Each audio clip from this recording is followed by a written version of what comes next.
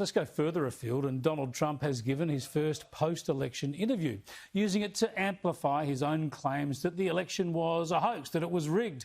Speaking on the phone to Fox News, the president remained indignant and was angry that not enough people were taking his claims of widespread voter fraud seriously. This election was rigged.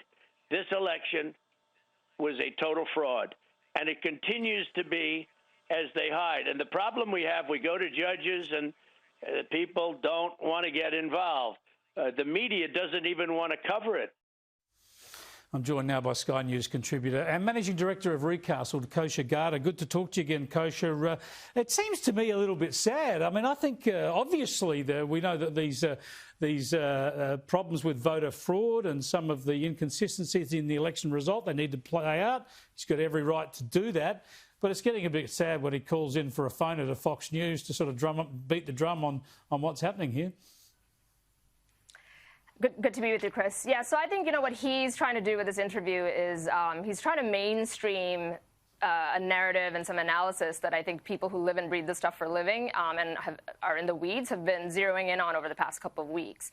And to me, I think the biggest takeaway from that he's trying to mainstream is the math. And his argument is that, the math, even if you know nothing else, the math presents some statistical improbabilities or even impossibilities. When you look at basically the baseline that he achieved in this election, which is a 11 million vote gain over what he got last time, which has never really happened in history. It's the first time an incumbent saw those kinds of gains. The down ballot pickups of Republicans, the way he performed, in counties across the country, especially Democrat strongholds, has never been done since Dwight David Eisenhower. So he's got all these records. And then the only way that currently reported vote totals what that means in terms of the currently reported vote totals for Biden is that Biden basically has overperformed him in just those 6 contested counties while underperforming Barack Obama, who is a legend politically, and Hillary Clinton everywhere else. So kind of, he was just again and again sort of setting that up, that does anybody believe that Joe Biden overperformed Barack Obama in predominantly African-American, 6 African-American cities? I think that was the other thing. And then the rest of it, I would say, is sad, where he was sort of saying that, that said, the evidence that his team and other private litigants are assembling isn't going to rise to the necessary threshold to get a court decision favorable to him or to get any of the state legislatures who are constitutionally able to vote in favor for him. And, it's sort of that's a tall task. And I think he was signaling that he's not sure. And that part, I think, was sad for him. And I'll say sad for actually many, many people in the country. This is a very, very divided time for America. It is sad. But this is the problem. He can't win this in the public debate. He's got to win it in those court cases, and it doesn't look like he's got enough evidence to overturn results. Speaking of the maths, have a look at this tweet that he sent out, and this gets to the point, the same sort of argument. He says, we have some big things happening in our various litigations on the election hoax. Everybody knows it was rigged. They know Biden didn't get more votes in the black community than Obama, and certainly didn't get 80 million votes. Look what happened in Detroit, Philadelphia, plus, and on he goes. But this gets to the issue of the turnout and the huge boost in the vote for both sides in this election. That's easily explained, isn't it, Kosha? Because we had this unprecedented system of mail-in voting in most states. It was brought in because of the pandemic. It was always going to be a huge advantage for the Democrats. We talked about it on this show months ahead of the election. And this is the thing, when you mail out ballots to people right across the community, well, that massively boosts your turnout, and that was always going to help the Democrats.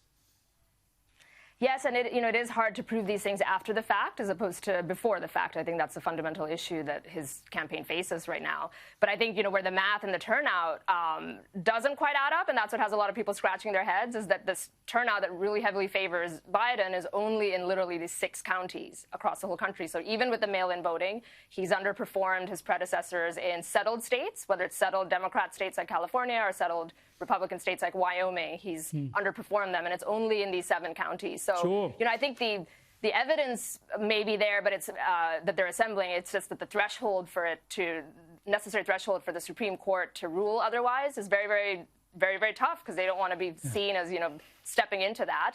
Or it could be the state legislatures, which is another path that they're pursuing that actually has nothing to do with the court system, but it's just having the state legislatures, which are Republican controlled in most of these swing states, seat electors that favor Trump. Again, that's a political hot button, and I don't know that there's enough sort of will to do that, because either way it's just going to set up massive divisiveness in the country.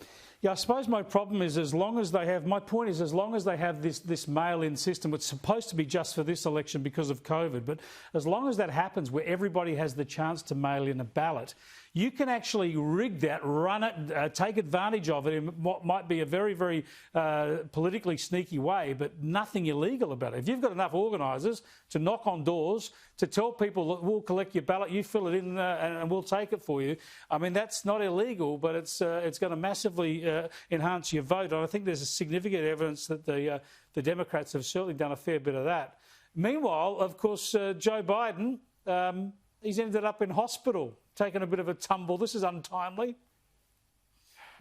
Yeah, and I'll wish him well, because I myself have had an orthopedic injury skiing in the past, and it is not fun. But yes, it sort of, I think, underlines this broader point that you've been making, that it's, it brings to life kind of the persona that he currently has as sort of this elderly person who's having some troubles health-wise, and hopefully, I wish him well. But yes, it's perhaps a look. It's not a good look, I would say, but I'm sure in a week from now that news cycle will pass. He wasn't doing anything as adventurous as skiing, though. I think he was patting his dog. Yes, yeah, it's it fits into the profile of him for sure. So more of that to come. It sure does. Thanks so much for joining us, Kosha. Thank you. Kosha Gowda there. Yeah, the timing is unfortunate. We do wish him the best. It does remind me of when John Howard fell off the stage, twisted his ankle in the 2007 election campaign. The visual image seemed to fit what was happening politically, and that's certainly what's happening here with Joe Biden. He's had lots of verbal stumbles. Now he's had a physical one.